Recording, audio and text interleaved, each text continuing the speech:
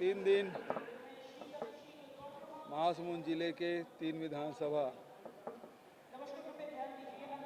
भेंट मुलाकात कार्यक्रम समाप्त हो। कुल मिला के महासमुंद जिला भी पूरा हो गया। अभी 50 से अधिक विधानसभा भेंट मुलाकात कार्यक्रम कंप्लीट हो गए और आगे भी अब कार्यक्रम होंगे। आप लोगों की तरफ से कोई सवाल? 30 दिसंबर को जो अभी एआईसीसी ने पिछले समय फैसला किया था, अभी भारत जोड़ो यात्रा है, उसी प्रकार से हाथ से हाथ जोड़ो यात्रा अभियान चालू किया जाएगा। उसी तैयारी के संदर्भ में बैठक है और फिर अध्यक्ष की अनुमति से और दूसरे विषय भी ले जा सकते हैं। ठीक है, 14 दिन हो गए सर। देखिए उसे वो अधिकार है ही नहीं। उसको जो विधिक सलाहकार है वो गलत सलाह दे रहे हैं। और शुरू में जो बात हुई थी वो बिल्कुल ठीक हुई थी। राज्यपाल जी ने क्या कहा था, जैसे विधानसभा से प्रस्ताव पारित होता है या अध्यादेश सरकार लाती है, तुरंत हस्ताक्षर करूंगी। तो आरक्षण कोई एक वर्ग का नहीं होता। आरक्षण में सारे वर्गों के लिए होता है, सारे नियम होते हैं। क्या ये बात राजभवन को पता नहीं? और जब हो गया तो क्वेरी किससे कर रहे हैं? विधानसभा से बड़ा हो जाएगा कोई विभाग, तो विभागों से जानकारी ले रहे हैं। विधानसभा से कोई पारित होने के बाद विभागों से जानकारी नहीं ली जाती। और कुल मिला के ये है कि भारतीय जनता पार्टी के हाथों राजभवन के द्वारा सब खेल हो रहा है और ये ठीक नहीं है। पहले कुछ स्टैंड था, अब वो धीरे धीरे स्टैंड बदलते जा रहा है। फिर बोले मैं तो केवल आदिवासियों के लिए बोली थी। तो आरक्षण केवल आदिवासी के लिए नहीं है, आदिवासी के लिए तो है ही। 20% था, उसको 32% हम लोगों ने किया है। लेकिन उसके साथ साथ पिछड़े वर्ग का है 12%, हमारा अनुसूचित जाति का है उसे 13% किया गया। पिछड़े वर्ग का 14% था, उसे 27% किया गया। ईडब्ल्यूएस के लिए पहली बार 4% उसे प्रावधानित किया गया है। तो आरक्षण की पूरे प्रक्रिया है। और जब विधानसभा कार्रवाई होती है तो राजभवन सीधा सुनाई देता है, वहाँ स्पीकर लगा रहता है। तो क्या सारे प्रक्रिया के बारे में जानकारी नहीं थी राजभवन को? तो केवल ये भारतीय जनता पार्टी के हाथों में कठपुतली बने हुए हैं राजभवन के अधिकारी, और उस प्रकार से उनके निर्देशों पे काम कर रहे हैं जो इस प्रदेश के हित में नहीं है। सर राज्यपाल जो है परसों प्रधानमंत्री है। अच्छी बात है, जाना चाहिए। संवैधानिक प्रमुख है, उसे मिलना ही चाहिए।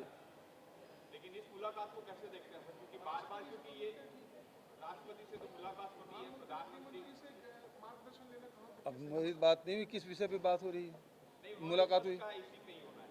अच्छी बात है।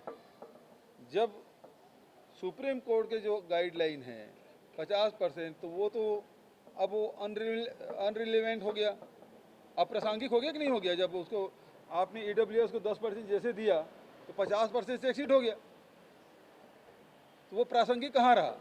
60% खुद कर लिया। भारत सरकार ने खुद 27% पिछड़े वर्गों को दिया है। तो राज्य सरकार यदि पिछड़े वर्ग 27% दे रहा है तो गलत क्या है? और भारत के संविधान में जो व्यवस्था है कि अनुसूचित जाति जनजाति की जितने जनसंख्या उसके प्रतिशत के अनुसार आरक्षण होगा, तो वही तो हम किए हैं। और भारत सरकार ने कहा कि ईडब्ल्यूएस के लिए 10% तक।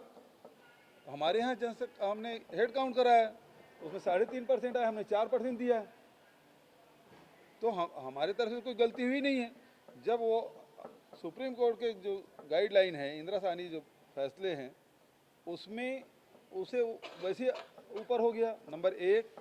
नंबर 2, इंदिरा साहनी जो जजमेंट है उसमें लिखा गया है राज्य सरकारें यदि विशेष परिस्थिति हो तो आरक्षण बढ़ाया जा सकता है।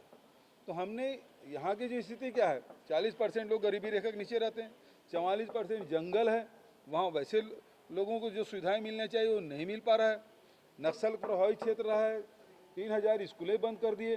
तो लगातार जो आम जनता को जो सुविधा मिलना चाहिए उसमें लगातार कटौतियाँ होती रही है विभिन्न कारणों से। तो अब राज्य सरकार यदि ये चाहती है इन कारणों से कि उनके जीवन स्तर ऊपर उठाया जाए और आरक्षण का लाभ मिले, तो उसमें गलत कहाँ है? और विधानसभा में भारतीय जनता पार्टी से समर्थन किया है, अब कैसे बाहर विरोध करेंगे? तो इसके दो मुंह हुए। विधानसभा में कुछ कहते हैं, बाहर कुछ कहते हैं, करवाते कुछ और हैं। ठीक है। शायद वो शायद बढ़ गया है।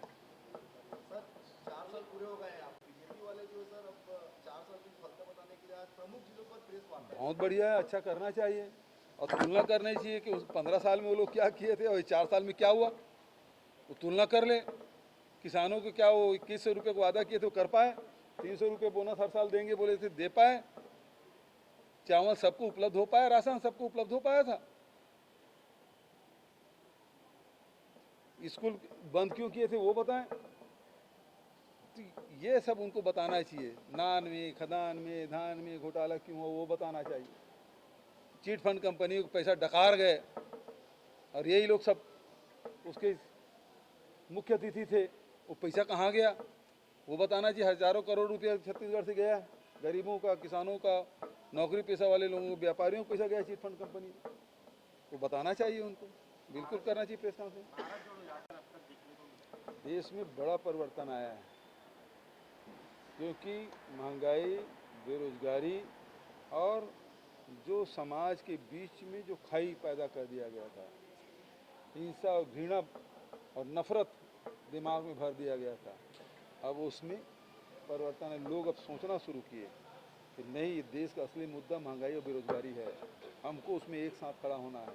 और यही कारण है कि राहुल जी की जो पद यात्रा है, हजारों नहीं, लाखों नहीं, करोड़ों लोग अब तक जुड़ चुके हैं। Thank you. इतने साल हो गए राजभवन में रहते, राज्यपाल के रहते, बस्तर गई, सरगुजा गई, सब जगह घूम रहे हैं।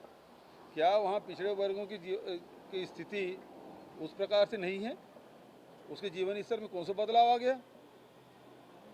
वैसे भी ये एक फसली राज्य है, कोई दूसरा फसल तो होता नहीं, और इसलिए उसके जीवन स्तर ऊपर उठाने के लिए हम 2500 रुपये में धान खरीदने का फैसला किया, ऋण माफ़ी करने का फैसला किया, चावल 35 किलो दे रहे हैं, बिजली बिल आधा दे रहे हैं। तो ये सारी चीज़ें हैं, वो बता रही है चीख चीख के कि हाँ, कि दूसरे प्रदेशों की अपेक्षा इस प्रदेश की स्थिति अलग है। और इस बात को यदि राजभवन ना समझे तो मैं क्या कर सकता हूँ।